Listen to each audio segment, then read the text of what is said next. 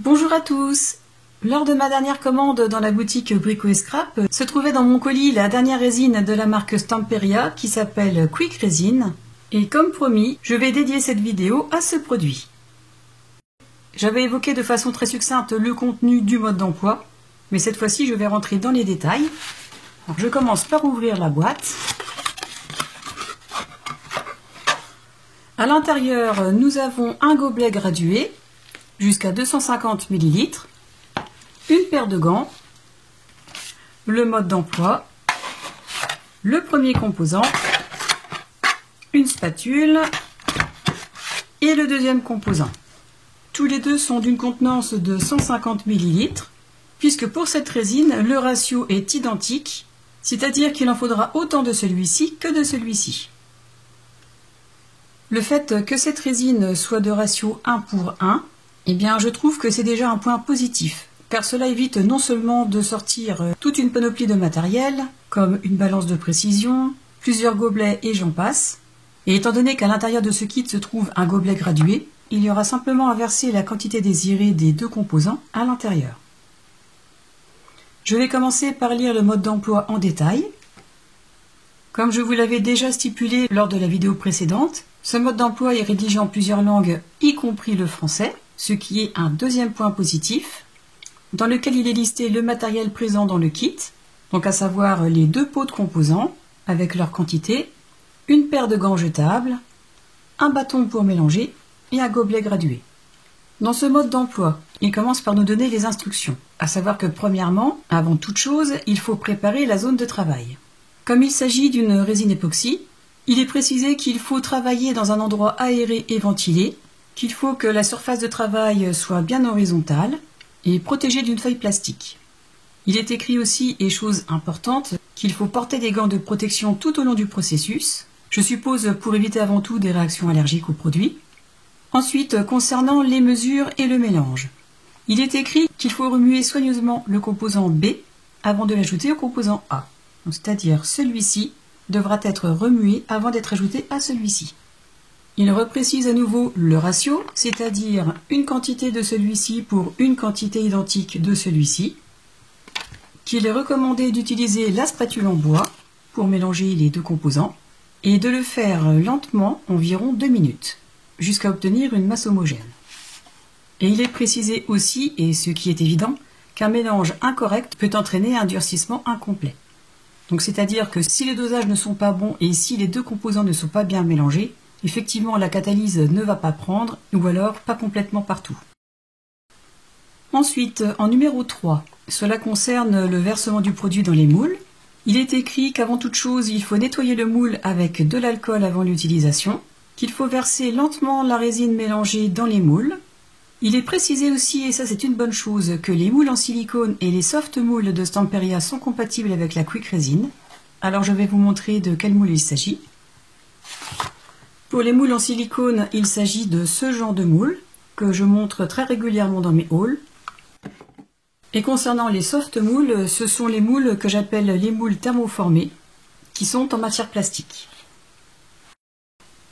Ensuite, concernant le quatrième point, il concerne le processus de réaction.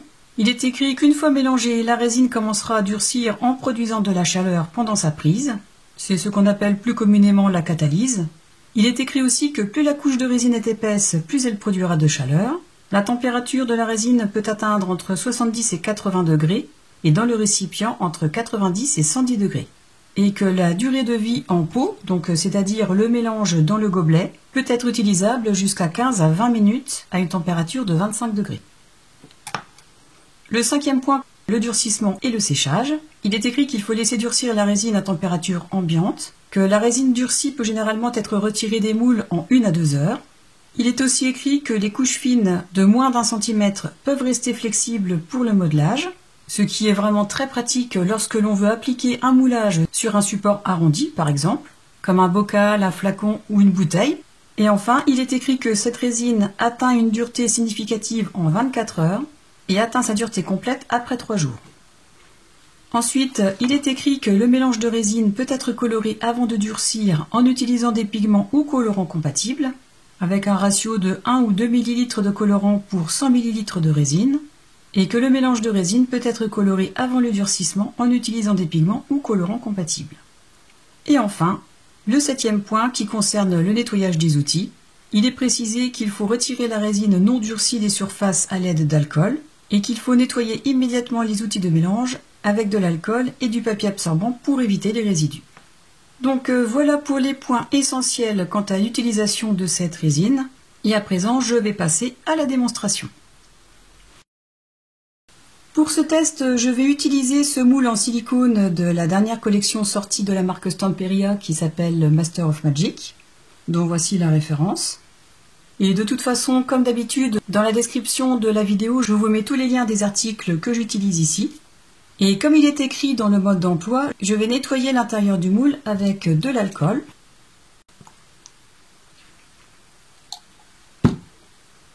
Et l'intérêt d'utiliser de l'alcool, c'est que l'alcool s'évapore tout en dégraissant les supports et donc ne changera en rien la composition de la résine puisqu'il n'y aura aucun résidu.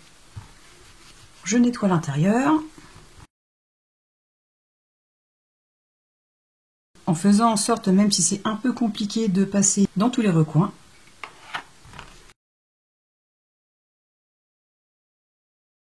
Avant de commencer, je m'assure d'avoir le moule nettoyé, le gobelet gradué, la spatule en bois et un essuie-tout.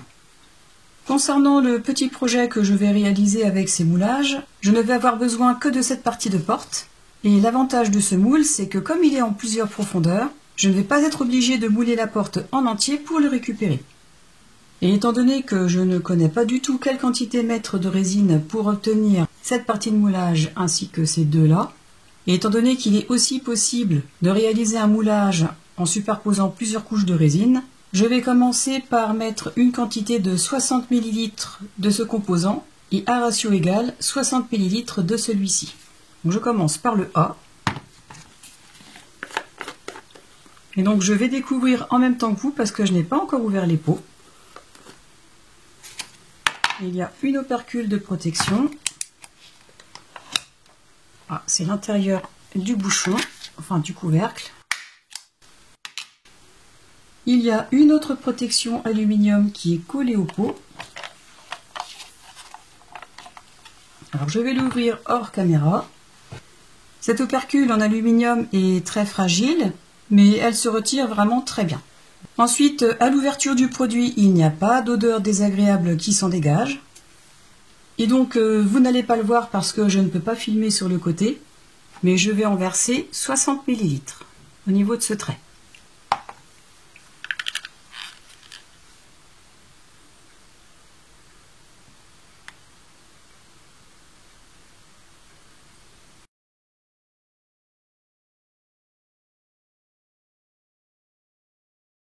Voilà, comme ceci.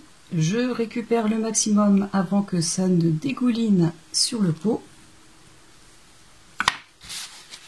J'essuie le surplus avec l'essuie-tout. Et je referme très soigneusement le premier pot.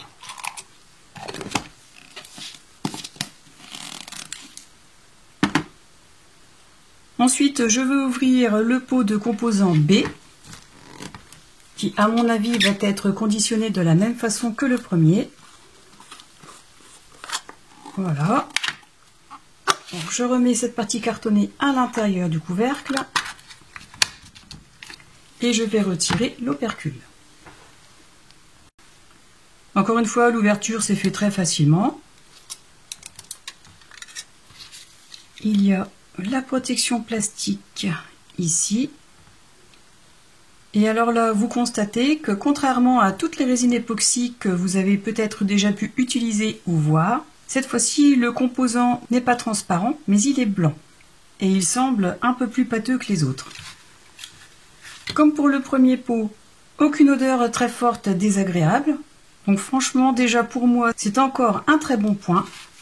Et comme il est écrit sur le mode d'emploi, il faut, avant de l'utiliser, bien le remuer.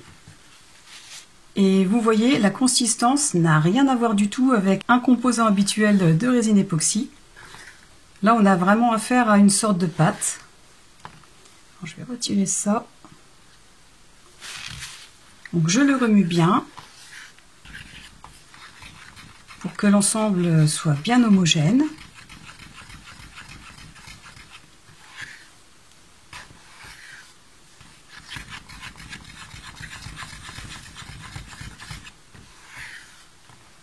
Voilà, je pense que c'est assez remué. Et même encore maintenant, en l'ayant manipulé, il n'y a vraiment aucune mauvaise odeur désagréable forte. Alors, je vais donc mettre quantité égale de ce composant avec le premier, donc c'est-à-dire 60, pour arriver à la graduation de 120 ml. Je commence à verser en faisant très doucement, étant donné que le produit de ce pot est très épais. Donc je vais y aller doucement.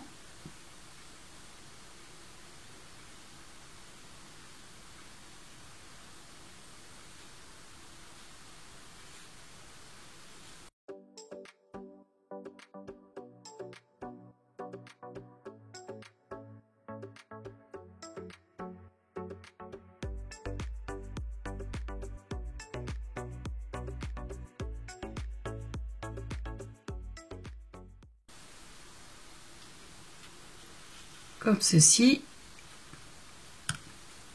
Comme pour l'autre, je nettoie bien autour pour qu'il n'y en ait pas dans le bouchon quand je vais refermer.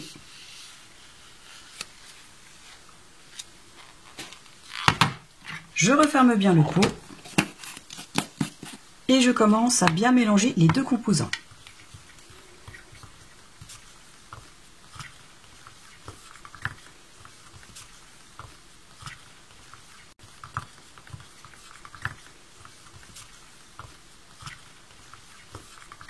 Étant donné que le deuxième composant est de composition très épaisse, le mélange se fait vraiment très facilement. Et concernant l'odeur, eh bien, en mélangeant les deux composants, je ne décèle pas d'odeur forte désagréable non plus. Donc je suis vraiment déjà sur ce point très contente. Alors cela n'empêche bien évidemment de se servir de ce produit dans une pièce aérée et ventilée. J'ai fini de mélanger hors caméra parce que 2 minutes ça peut paraître long. J'obtiens un mélange très homogène, bien lisse. Avant de la couler, je tapote un petit peu comme ceci pour faire remonter les bulles.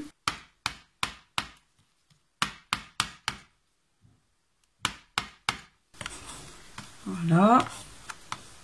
Ensuite, avant de commencer à mouler, par habitude, comme je ne connais pas la quantité exacte nécessaire pour réaliser les moulages en entier, j'ai prévu d'autres moules, celui-ci, et donc si j'en ai trop, je ferai un test au passage avec les moules thermoformés.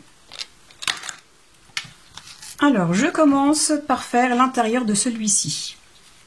Et là, effectivement, même si la durée dans le pot est de 20 à 25 minutes, je commence à sentir une toute petite chaleur à l'intérieur, c'est-à-dire que la réaction commence. Alors je verse tout doucement pour n'avoir que les contours de la porte. Elle se dépose vraiment très bien.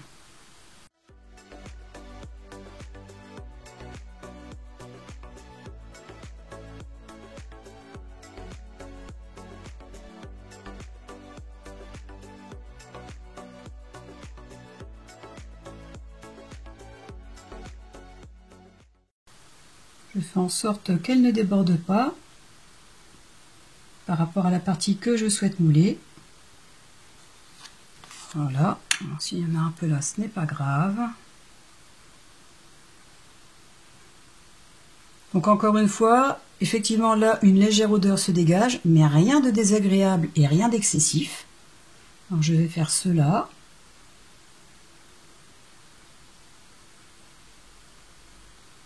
Et ça reste surprenant quand on a l'habitude d'utiliser d'autres sortes de résine époxy, car le mélange de ces deux-là est vraiment très épais.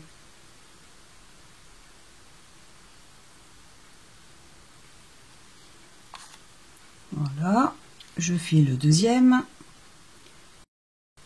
Et comme je le pensais, effectivement, il va me rester de la résine dans le pot, mais ce n'est pas grave.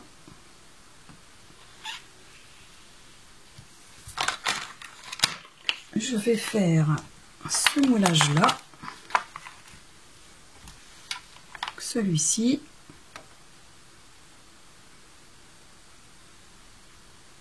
Et plus on avance dans le temps, et plus le mélange à l'intérieur du pot devient chaud.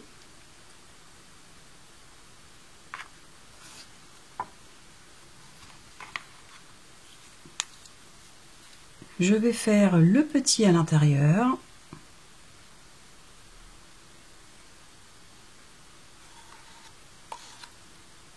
Je rajoute un peu.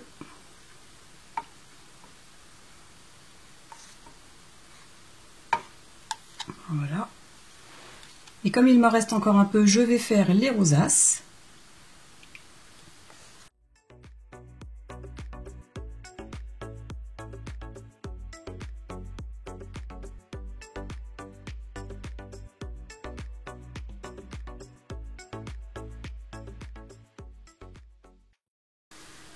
Voilà, j'ai utilisé toute la résine que j'avais préparée. Et donc la prochaine fois, je saurai que 30 ml seront largement suffisants. Et avant de nettoyer le pot, puisque j'ai un battement de 20 à 25 minutes, avant que le mélange ne commence à prendre, je vais passer mon heat gun au-dessus de la résine pour éliminer le maximum de bulles d'air.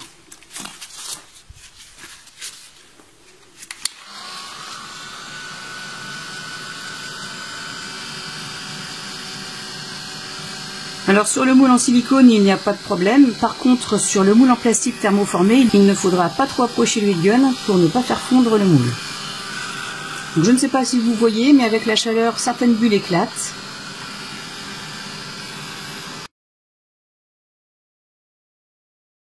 Je fais la même chose sur celui-ci, en l'éloignant au maximum quand même. Et à présent, je vais laisser sécher pendant 1 heure.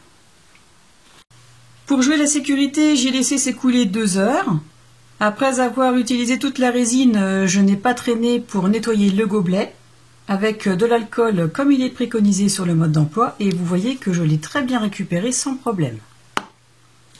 Pareil pour la spatule en bois, un sopalin avec du spray alcool et tout s'est bien retiré. Je vais commencer à démouler les pièces dans le moule en silicone.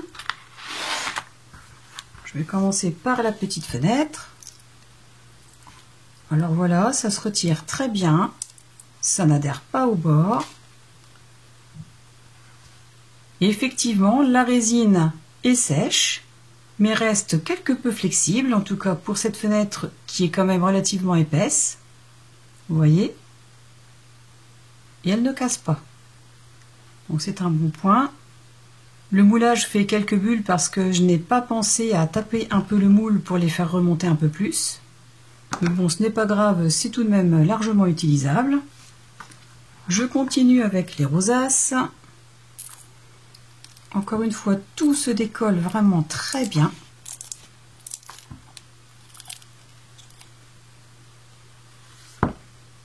Les moulages sont relativement nets. Alors encore une fois, excepté les petites bulles parce que je n'ai pas tapoté le moule.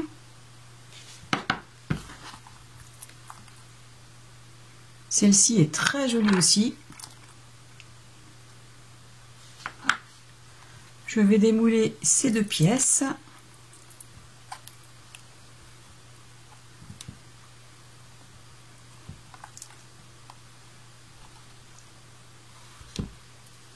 Oh, c'est vraiment super joli. Le deuxième. Effectivement, hein, c'est solide, mais ça reste tout de même un petit peu malléable encore. Et pourtant, j'ai attendu 2 heures. Et enfin, le contour de fenêtre. Pareil, se démoule très bien.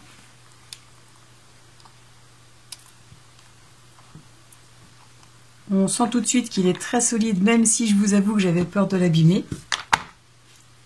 Tout en restant flexible. Alors cette partie, je vais la retirer. Et je ne garderai vraiment que le contour. Et donc à ce stade, vous pouvez déjà coller les moulages sur les projets. Et si vous choisissez de les mettre sur des contenants arrondis, eh bien il suffira simplement de leur faire épouser la forme, comme ceci. Vous voyez qu'ils restent très malléables, ils épousent complètement la courbe et sans casser. Donc le résultat pour moi est vraiment très probant. Pour la prochaine coulée, par contre, je ferai vraiment attention de ne laisser aucune bulle, de bien tapoter de remuer le mélange le plus doucement possible pour éviter qu'il y ait de l'air qui rentre à l'intérieur. Mais franchement, je suis super satisfaite. Donc voilà pour le moule en silicone. Ensuite, je vais démouler les pièces dans le moule en plastique thermoformé. Alors celui-ci est un peu plus compliqué parce qu'il n'est pas aussi souple qu'un moule en silicone. Donc voilà. Le moulage vient relativement facilement. D'ailleurs, il saute. Et vous voyez, franchement, je trouve que c'est vraiment très net. L'intérieur là, ici, est très lisse. Il est solide. Et seulement au bout de 2 heures, pareil pour cette pièce, solide mais tout en étant malléable. Vous voyez? Ah, c'est vraiment super. On peut la plier, on peut l'adapter aux formes. Alors bien sûr en faisant doucement. Hein. Et la pièce ne casse pas. Je la raplatis. Voilà, elle reprend sa forme. C'est vraiment super. Et enfin, je vais démouler ces petites pièces. Puisque j'en avais vraiment trop, donc j'en ai mis dans ce moule. Il suffit d'appuyer. Et le moulage vient tout seul. Et pareil, hein, c'est vraiment bien solide, tout en pouvant épouser des formes arrondies. Vous voyez, on va le faire sur celui-ci avec un arrondi un peu plus prononcé.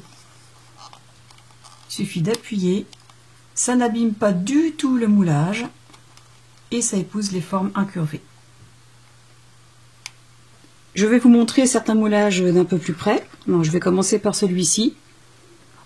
Alors vous voyez, hein, malgré le fait que je n'ai pas été vraiment très précautionneuse au moment de verser le moulage, et certainement aussi au moment du mélange, bon, il y a des petites bulles, mais mis à part ça, vous voyez que le moulage est vraiment très net. Le mélange s'est bien insinué dans le moule. Il est résistant au bout de 2 heures, tout en étant malléable. Je vais vous montrer avec celui-ci. Voilà, les bords sont bien lisses. Les motifs sont bien apparents.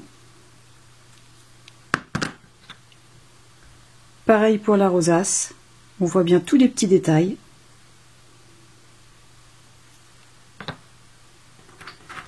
Et idem pour le contour de fenêtre. Même ces motifs qui sont très fins ont bien été repris avec la résine. Donc franchement, je suis très contente de ce produit. Alors ma conclusion sur ce produit, c'est que je trouve cette résine vraiment très simple et très pratique à utiliser, de par le fait qu'il n'y ait pas besoin d'avoir des dizaines d'accessoires pour réaliser des moulages, mais aussi par la consistance des composants. Donc pour moi, je dirais que c'est son premier point fort.